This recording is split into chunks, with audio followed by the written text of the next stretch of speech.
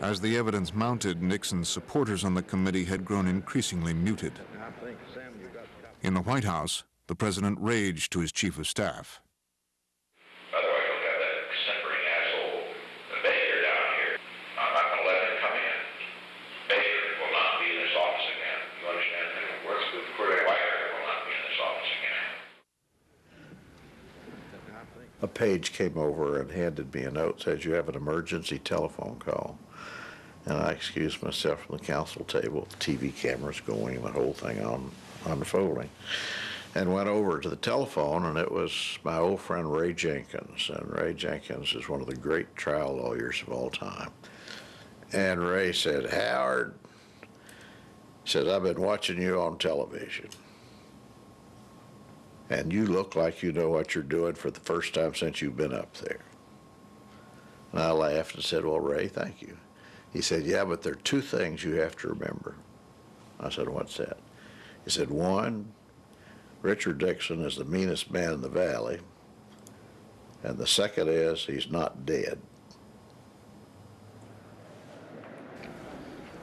But for weeks, behind the scenes, committee investigators had been pursuing John Dean's hunch that Oval Office conversations were taped.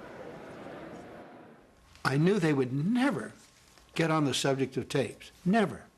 But if they did, I was ready with if it's a fuzzy question, I'll give a fuzzy answer, oblique, oblique. If it's a direct question, I'll answer it directly. When we got to Butterfield only because on our chart, he sat outside of Haldeman's office. And so we called him not knowing anything. But when he was asked a question, he thought we knew, because we had already questioned Haldeman. And he didn't know whether Haldeman told us the truth or not, so he didn't want to get caught in perjury. He says, well, I guess you know, but you're asking me about one tape. It wasn't one tape. I put in a taping system that recorded the president's conversations 24 hours a day since the spring of 1971. Boom. There were so many people in there, and I was center of attention.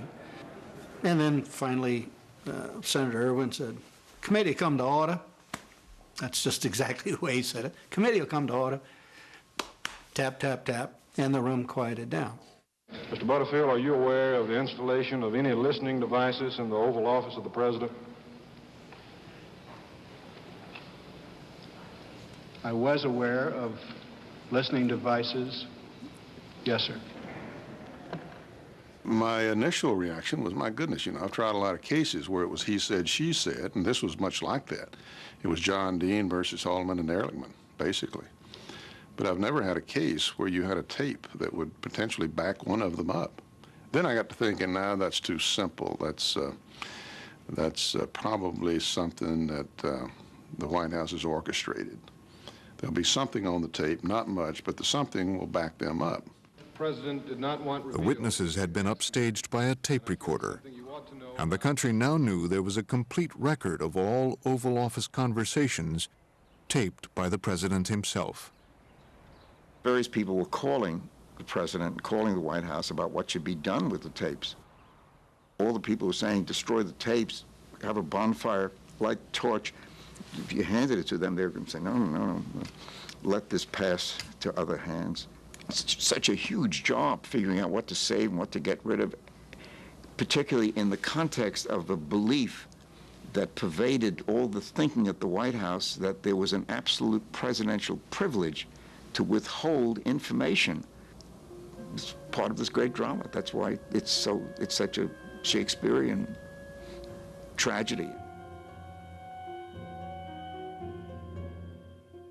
No, I guess I didn't know it would sink the president. I knew it was going to be very difficult for the president because I knew there was just a lot of things on it.